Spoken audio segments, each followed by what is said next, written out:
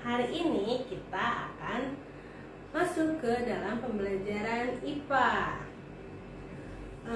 Hari ini kita akan masuk ke bab pertama, yaitu gerak benda dan makhluk hidup di lingkungan sekitar. Materi yang akan kita bahas hari ini yaitu gerak dan gaya.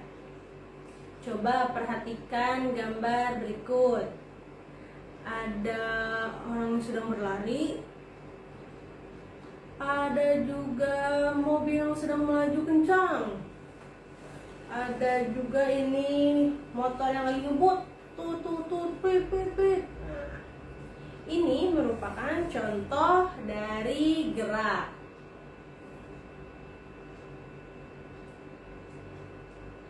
Benda dapat dikatakan bergerak jika kedudukannya berubah terhadap titik acuan benda lain.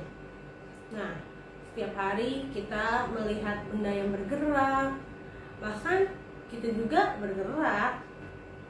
Nah, gerak itu bersifat relatif. Gerak suatu benda yang bersifat relatif, bergerak atau tidaknya benda ditentukan oleh keadaan si pengamat terhadap benda itu. Coba perhatikan gambar mobil. Nah, jika kita pengamat yang ada di tepi jalan, pasti kita melihat bahwa mobil yang kamu sedang kendarai itu adalah mobil yang bergerak. Tapi jika kamu yang berada di dalam mobil pasti melihat si pengamat itu bergerak berlawanan arah dengan gerak kamu. Jadi gerak itu bersifat relatif, bergantung pada titik acuan yang digunakan.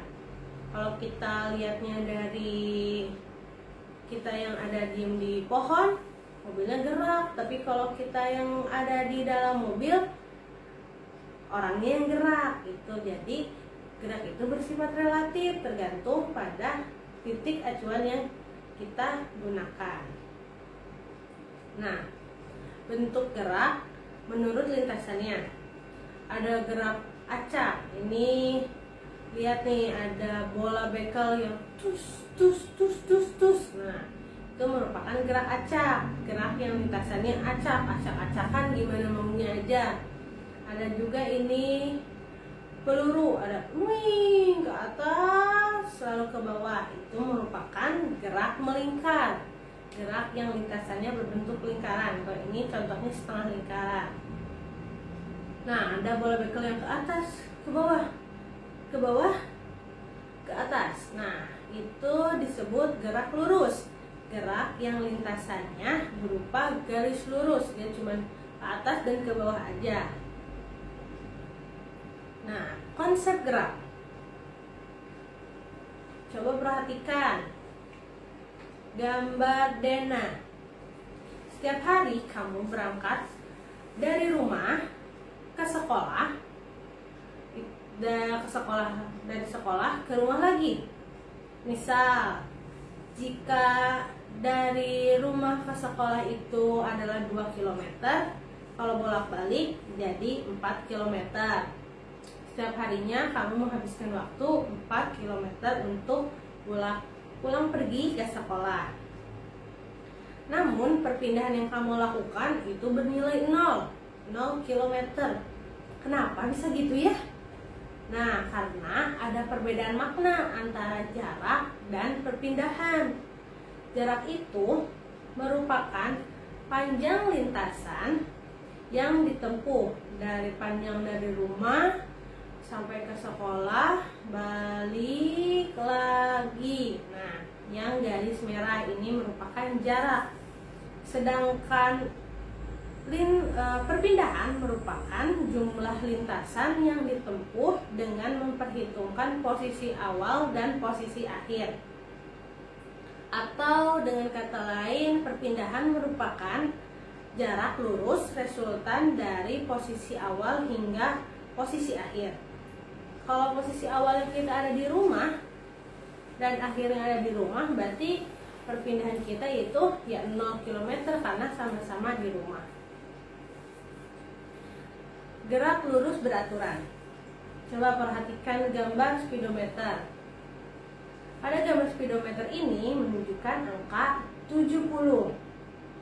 Nah, hal ini menunjukkan bahwa kelajuan mobil adalah 70 km per jam. Berarti dalam waktu 1 jam itu mobil dapat menempuh jarak sejauh 70 km. Kalau 2 jam berarti 2 dikali 70 sama dengan 140 km. Kalau 3 jam 3 dikali 70 sama dengan 210. Berarti mobil itu menempuh jarak 210 km dalam waktu 3 jam. Dari speedometer tadi dapat disimpulkan bahwa kelajuan adalah jarak yang ditempuh tiap satuan waktu. Sedangkan kecepatan adalah perpindahan yang ditempuh tiap satuan waktu. Kelajuan itu jarak dibagi waktu. Kalau kecepatan, perpindahan dibagi waktu. Menurut rumus fisika, GLB atau gerak lurus beraturan itu rumusnya V sama dengan S dibagi T. V-nya itu adalah kelajuan atau kecepatan, satuannya meter per second atau kilometer per jam. Kalau S-nya itu jarak atau perpindahan, satuannya meter. Kalau T satuannya waktu atau second atau jam. Nah, gerak lurus beraturan adalah gerak lurus yang kecepatannya tetap. Kecepatan tetap berarti selang waktu yang sama pada benda yang menempuh jarak yang sama. Coba kita latihan soal dulu. Pengendara mobil mampu menempuh jarak 100 meter dalam waktu 5 detik. Coba kamu hitung berapa kelajuan mobil yang ditempuh orang tersebut. Coba nih, diketahui tadi ada jaraknya. Jaraknya itu 100 meter. Meter itu, jarak itu berarti apa tadi? S. Nah, waktunya itu 5 detik, berarti dia adalah T. Yang ditanyakan adalah kelajuan, itu V. Penyelesaiannya V sama dengan S per T. Ini rumus GLB ya. S-nya kita masukkan 100 dan T-nya kita masukkan 5. 100 dibagi 5 itu sama dengan 20.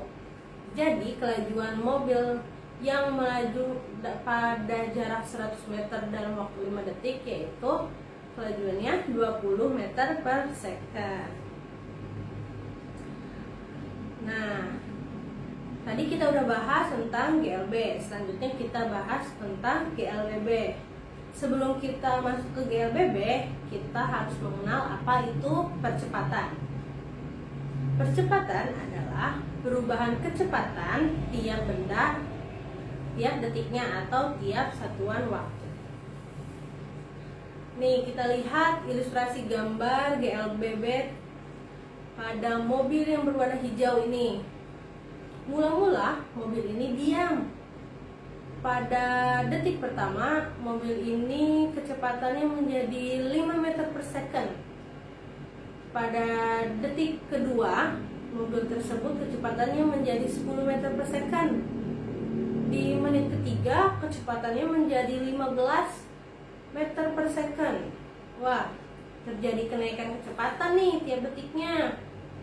Kenaikan kecepatan ini kecepatannya sebesar 5 meter per second kuadrat.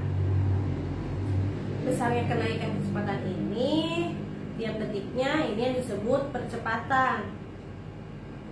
Nah, apabila perubahan jarak yang dicapai benda itu bertambah besar, maka kecepatan benda tersebut juga akan bertambah. Gerak ini dinamakan gerak lurus berubah beraturan dipercepat. Sebaliknya, apabila perubahan jaraknya semakin kecil, maka kecepatan bendanya juga semakin lambat. Gerak ini dinamakan gerak lurus berubah beraturan diperlambat. Secara fisika, rumus GLBB dituliskan dengan Vt sama dengan V0 ditambah A dikali T. Vt-nya itu adalah kecepatan akhir atau kecepatan setelah T second. V0 itu kecepatan awal, satuannya meter per second. A itu percepatan, satuannya meter per second kuadrat. Dan T itu selang waktu, satuannya second. Gerak lurus berubah beraturan atau GLBB. GLBB adalah gerak lurus di mana kecepatan benda berubah secara beraturan. Kita masuk contoh soal lagi biar lebih paham. Arul mempercepat laju sepedanya dari 10 km per jam 10 meter per second menjadi 20 meter per second dalam waktu 5 second atau 5 detik. Berapa percepatan yang terjadi? Diketahui tadi mula-mulanya adalah 10 meter per second tadi. Laju awal adalah V0 dan berubah menjadi 20 meter per second, itu akhirnya berarti Vt. Dalam selang waktu 5 second adalah T. Yang ditanyakan adalah percepatan atau A. Rumusnya adalah tadi Vt sama dengan V0 ditambah A dikali T. Nah, kita masukkan Vt-nya tadi 20, V0-nya 10, A-nya yang ditanyain, T-nya 5. Lalu kita pindah ruaskan. Ini menjadi 5A, 20 dikurang 10 sama dengan 10. Nah, 10 dibagi 5 sama dengan 2. Jadi percepatannya adalah 2 meter per second. Nah, coba perhatikan gambar berikut. Ada anak yang sedang menarik mobil-mobilannya, ada yang sedang menendang bola, ada yang sedang mendorong dorongan yang isinya pasir, ada yang bermain jungkat-jungkit, ada yang menarik ketapel, ada juga yang mengayuh sepeda.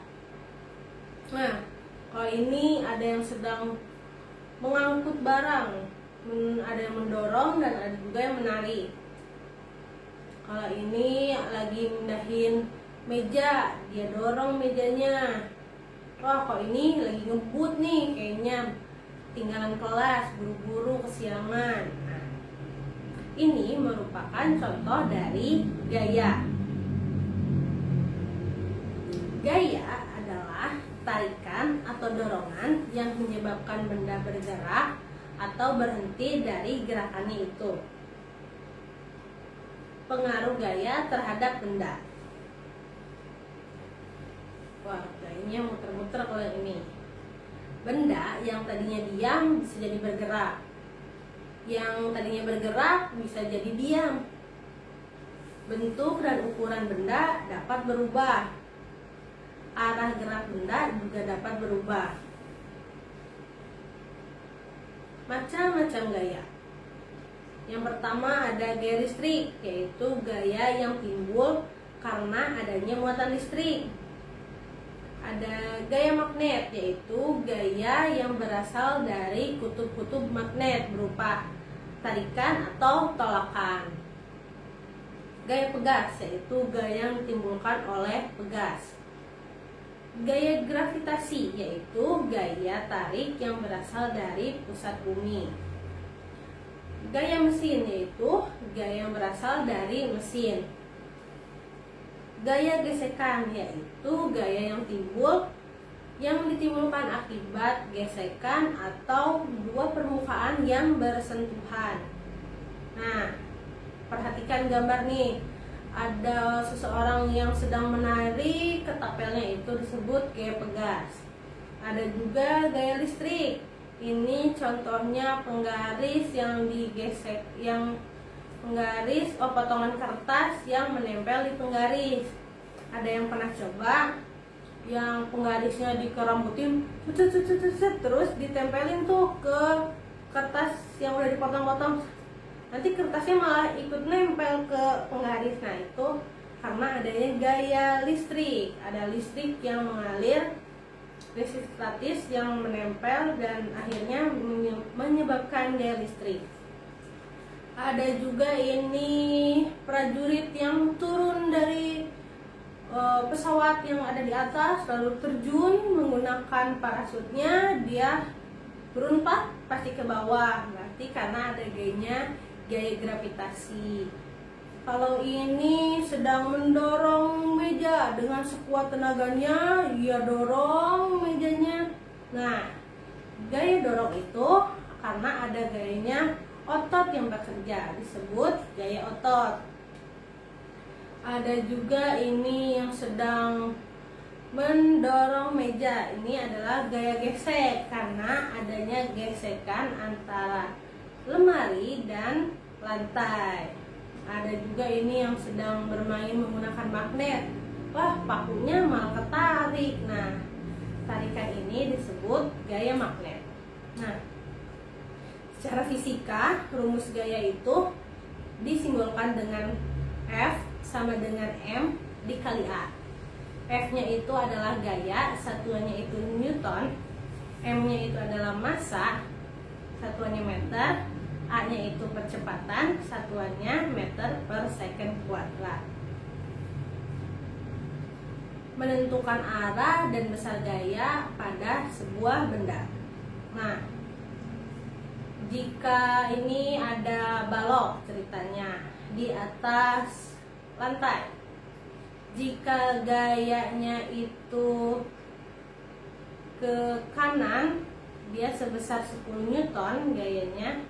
Nah, ini disebut gaya 10 Newton ke kanan karena anak panahnya ini ke kanan. Kalau kita pindah nih ke sebelah kiri, tapi anak panahnya tetap ada di sebelah kanan, ini gayanya sama 10 Newton juga. Gayanya dia sama 10 Newton ke kanan. Kalau sekarang ada panahnya di sebelah kiri, tapi anak panahnya ke sebelah kiri. Nah, gayanya 10 Newton, ini gaya tersebut 10 Newton ke kiri karena anak panahnya ada di kiri. Atau bisa juga kita ngomongnya negatif 10 Newton, gayanya adalah negatif 10 Newton. Kalau sekarang ada dua gaya yang sama-sama ke kiri, yang satu 20 Newton, yang satunya lagi 25 Newton, maka resultan gayanya yaitu R sama dengan F1 ditambah F2. F1 nya itu 20 Newton, F2 nya itu 25 Newton. Maka hasilnya 45 Newton ke kiri karena sama-sama ke kiri, sama-sama sayang arah yang sama. Nah, kalau yang ini arahnya berbeda nih, ada yang ke kiri, ada yang ke kanan. F1 nya ini gayanya 20 Newton dan F2 nya 25 Newton ke kanan, F1 ke kiri.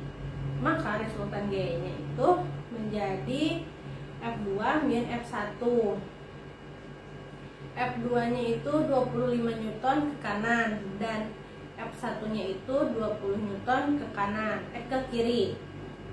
Maka 25 dikurang 20 sama dengan 5 Newton. Hasilnya 5 Newton ke kanan. Atau secara singkatnya, yang besar dikurangin yang kecil, jadi yang menang itu yang besar. Jadi 5 Newton ke kanan. Nah, udah deh bahasan kita hari ini. Alhamdulillah. Jangan lupa tugasnya dikerjakan di Google Classroom ya, dan juga dikumpulkan. Nanti kita bertemu lagi di pertemuan selanjutnya. Kalau ada yang tidak dimengerti bisa WA ke Ibu aja ya. Sekian dari Ibu. Assalamualaikum warahmatullahi wabarakatuh. Dadah, jumpa lagi nanti bersama Bucin.